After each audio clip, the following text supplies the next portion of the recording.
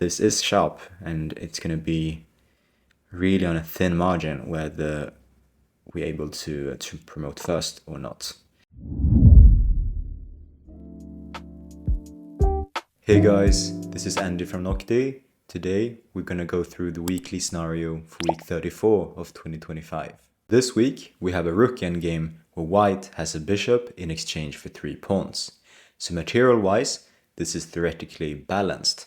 However, the evaluation of these kinds of position heavily depends on the specifics. And more importantly, it is the quality of the pawns that decides which side is better. If the side holding the 3 pawns manage to create passed pawns, and if they are far down the board, then that side usually stands better. But looking at this position, we realize that that is far from the case. So let's see here more closely. Black has this queenside majority, 3 against 2, where they have 1 extra pawn. But the issue for black is that white has this nice light square blockade. So it's going to be very difficult for black to advance these pawns. And on the king side, they of course have this nice 4 against 2 majority.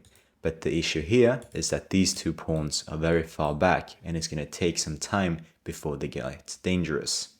So with that said, white is clearly ahead and pushing for a win, but it's by no means easy, and precise technique is required in order to convert this. So black's best bet here is probably going for a passive defense, and more specifically, the best way I think is to create a blockade on the dark squares because we have a light squared bishop. On this series we have discussed both passive defense and active defense. Sometimes you like to go for an active defense, meaning that instead of just holding on and defending against the opponent's threats, you want to create your counter threats and try to basically create a chaotic situation. But here, with the extra pawns in exchange for the bishop, black, I think, should try for just holding on to the position and let white prove the point. So before we look at concrete ideas for white, I just want to point out a small nuance that might be a defensive resource for black. And that is if we happen to remove all the pieces except for the bishop and the h-pawn. So let's say we just have the 2 kings and these 2 pieces left. Then the position will actually be a theoretical draw. And that is because the promotion square of the h-pawn is a dark square, but we have a light squared bishop. So this is a very famous theoretical drawn position where it might be counterintuitive because white is a whole bishop up. So that is also important to keep in mind because that means that black will try to exchange the kingside pawns, and only if they can remove the g-pawn, then they will have come very far. So white should definitely focus on the queen side, where black only has 1 extra pawn, and also where black's king is far off, so black's king can't really help out on the queen side. So it is white to move, and the first move is quite logical, of course. White want to grab the open d-file, and the following idea is simply infiltrating, targeting the b6 pawn, and then forcing black to defend it. So we want to tie down black's rook and limit its activity. And at the same time, we want to bring up our king close to the action, marching up the board and helping out in the attack. So yeah, that's a basic idea that we'll go for. And now it's our turn to play against Noctie. Let's see if we can win this. Okay, so here we are against Noctie. Let's see if we can do this. So as we discussed, I'm going to go ahead and start with rook d1. Grabbing the open file. And let's see here. Here, simply infiltrate with rook d6, attacking the b6 pawn. And now I think black is forced to defend it, exactly. And notice here that their rook now is tied down to guarding this b6 pawn. And now we simply bring up our king. In endgames like this, the king is usually an attacking piece, so we have to use it actively. Makes sense, black does the same. And here I think rook d7 is a nice move, because then we prevent black from playing rook e7, and also from d7 the rook will be keeping an eye on the f7 pawn. So let's do that. Very nice. We got a purple move, that is an excellent move. And another purpose of this move is that it prevents black's king from marching forwards, because then the f7 pawn will be hanging. Let's see. Black grabs some space on the king side. And here I think I like to play h3. Because if black would have pushed, then we can play g4, locking down on the king side. So the idea here is that we want to avoid pawns exchange, of course, because every pawn exchange will be bring black closer to a draw. And also we want to close down the position. So I think h3 is a reasonable move. So far so good. g5. Yeah, and here is a good example of the importance of pawn structures. So when we have these pawns opposite to each other like this, here we want to keep this as it is. Because remember, our goal is to keep the position locked and avoid pawn exchanges.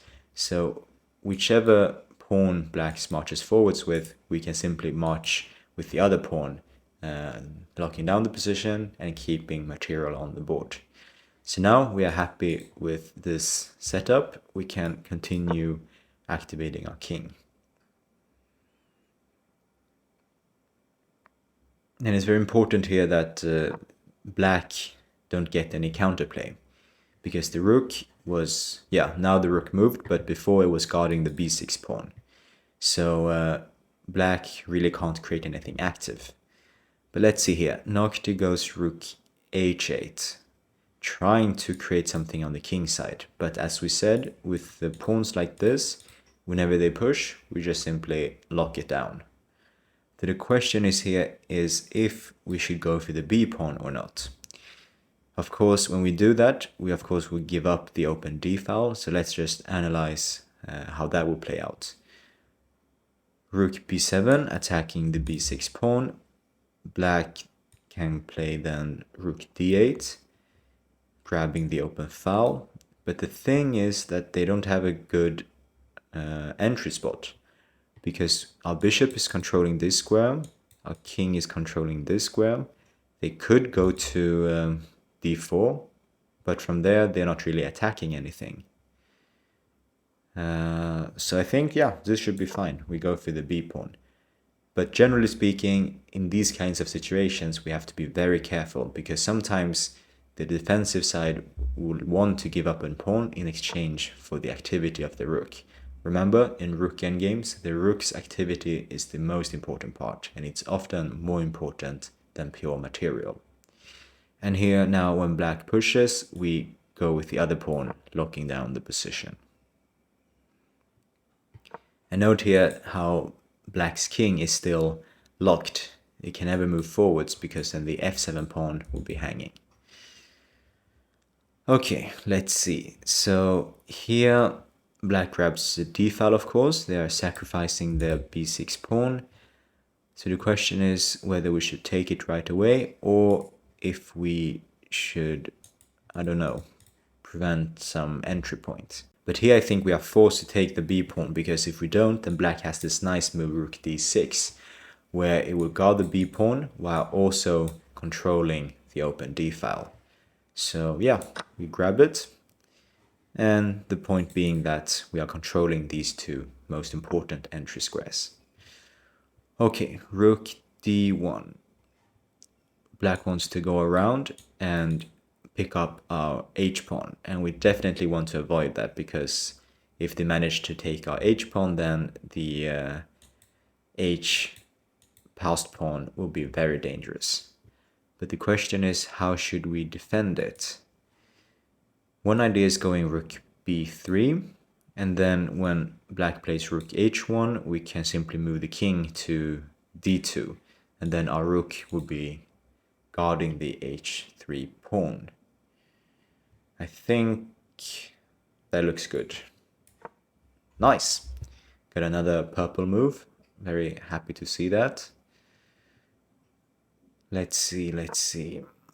Okay, and here as we planned, we simply go king d2. And I think it's important to go to king d2, because then if black gives a check, we can block with the bishop here.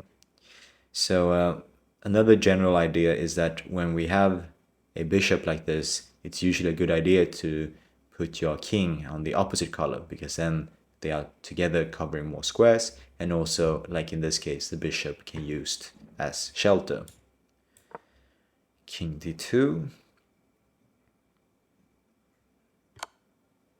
And now when they check, we can simply block with the bishop. So far so good. So we have made some progress. We have managed to grab one pawn. And now it's actually equal material here on the queen side. So let's see how we continue. Our rook now must be keeping a lookout on the h-pawn.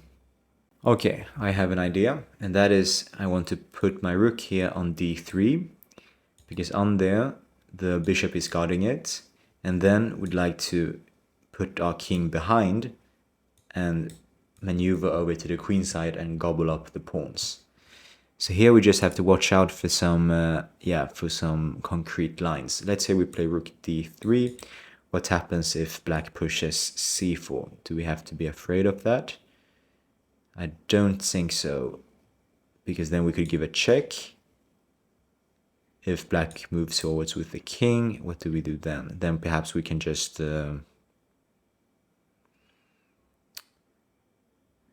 play rook f3 maybe. But it is a bit tricky, because as we said, the rook doesn't really want to leave the third rank, because then the h-pawn will be hanging. So perhaps that is not working. Alright, so this is actually quite tricky, because I don't see a clear way forwards. Perhaps black manages to create some blockade of some sorts. So here I'm actually going to ask for a hint. So remember, when playing these scenarios, don't hesitate about asking hints. Remember, the hints in Noctie, they are created to emulate candidate moves. So they are not the answer straight away. Instead, you will get alternatives, and amongst them, you can decide which to play. So here, yeah, I think I'm gonna get some inspiration from a hint. Let's see. So here we see that our rook d3 initial idea wasn't among the hints. And that's probably because of the concrete line c4 that will be tricky to handle.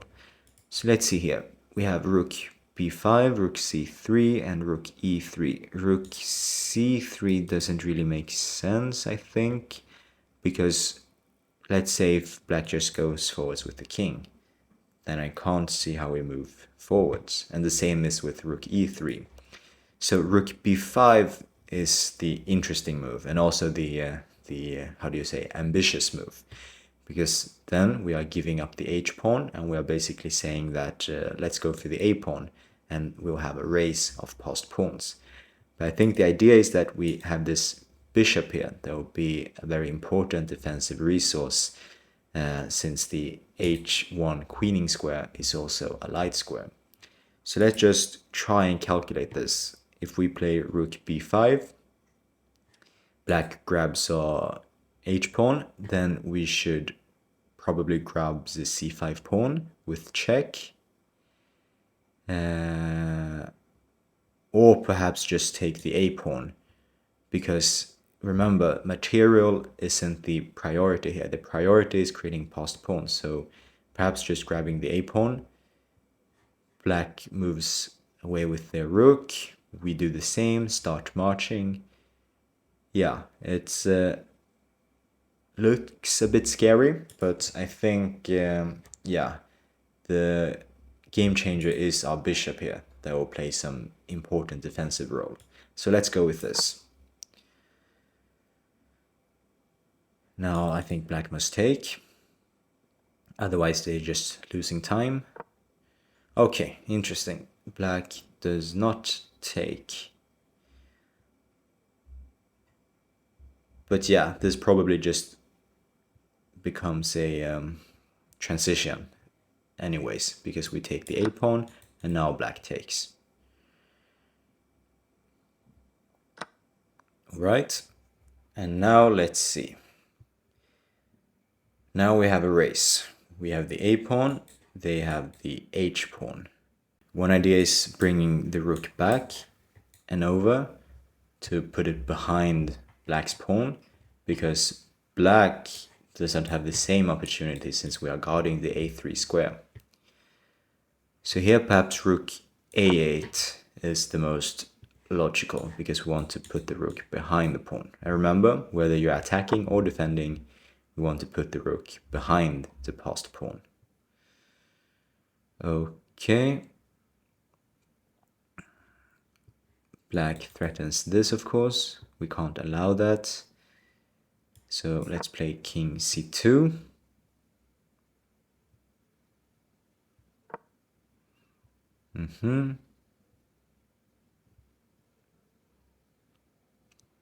Black attacks our bishop. How about we give a check? Black moves the king over there. We protect the bishop. If they go for this once more, we could give a check with the bishop now, and then bring over our king. I think that is a good idea. So here we need to coordinate our three pieces, our rook, bishop, and king. And now I was thinking about bringing over the king. Yeah, but here they could go back. Okay. Here I think we have to repeat once. I don't think another way out. We have to defend the b pawn. Interesting, we got a yellow move. So that is an okay move. Not good, not great, but they were probably stronger alternatives. Now black deviates. Black instead goes for the a pawn. But here I think we can just play b3. A pawn is under control. The g pawn is guarded. And if black starts marching, then we can put the rook behind. So now I'm actually feeling quite confident about this. Here I think we can just play king d2, defending the bishop. And here, remember, we are not afraid of a rook exchange, because our a pawn will be just marching down the board. So swapping rooks would be a mistake for black. Black goes back, attacking our b pawn, but now we have this bishop c4 if we'd like. And the idea is that, alright, if black starts marching the h pawn, we just bring our rook and grab it. And if we go bishop c4, and then if they try and grab our g pawn, then we can start marching the a pawn. Yeah, let's try that.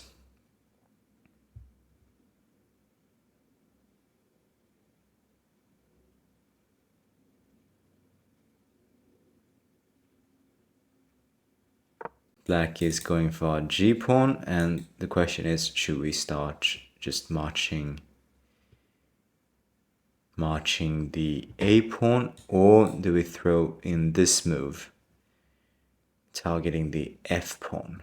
But as we have said, material shouldn't be the focus here. Instead, we should be always focusing on the most dangerous pawn. So grabbing the f pawn isn't really going to change much. So let's just calculate this concrete line. We play a5, they grab our g pawn, we play a6.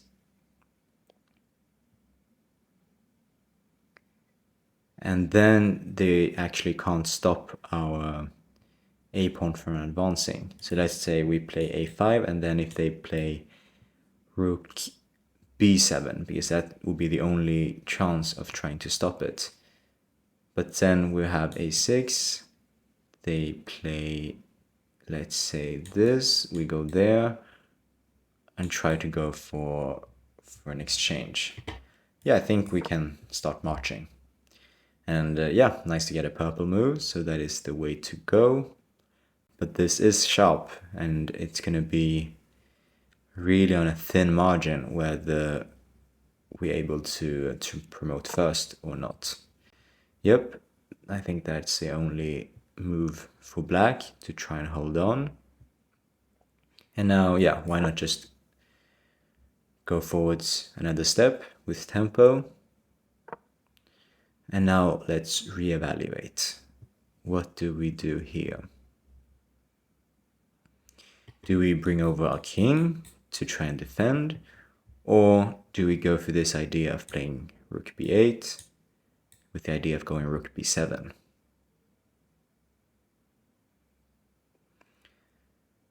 That is the question, isn't it?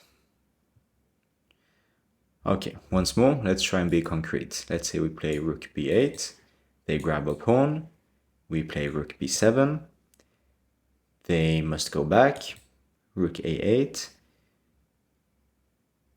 then we play a7, they march with h3, we grab the f pawn, they go h2, and then we have rook h7. So yeah, let's see how this goes. I think this should work.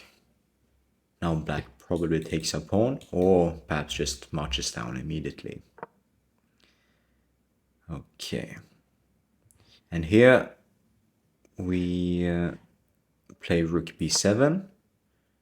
Notice that if black takes a rook, we take with the pawn, they march, and then we will queen with a check. So it was just by one tempo that that worked out in our favor. Now we can grab the f-pawn with the check, so that must be good. Let's do that. It's still tricky because this h-pawn is dangerous, and black will now grab the g-pawn as well. So we definitely have to be careful. Oh, that is interesting. Noctie does not grab the g-pawn. This might actually be more tricky because now Noctie simply wants to, push down the h-pawn. Okay, let's see. Here I have an idea, and that is to play bishop b5. Let's say if they play h2, then we have rook h7. We are stopping the promotion here. And if Noctie goes forwards with the king, then we'll have this fork with the bishop. Let's see how this goes. Nice. It seems that Noctie agrees. And now rook h7. Notice here that bishop c6 here is no good because then the a6 pawn would hang. We definitely want to keep the a pawn. That is our, that is a very important asset for us as of now.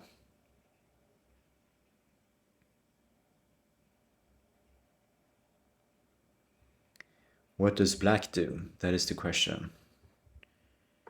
Let's see here. If we play a7, then they play e5.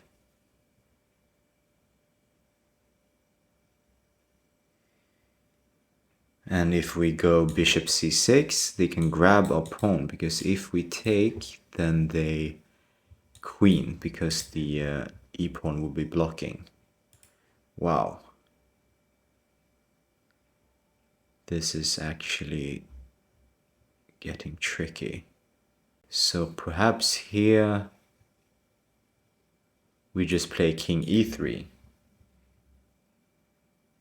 If they go forwards, we take the pawn. Or do we? Yeah, I think, yeah. This should work. This should work. I have a trick in mind, and that is we take the pawn.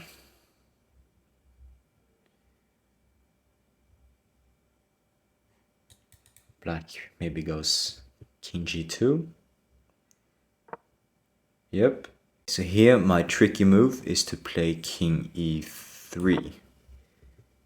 We're not afraid if black gets a new queen, because here's what we're gonna do. We take it with the rook, and when black takes back, we have this nice fork here with the bishop. Whew.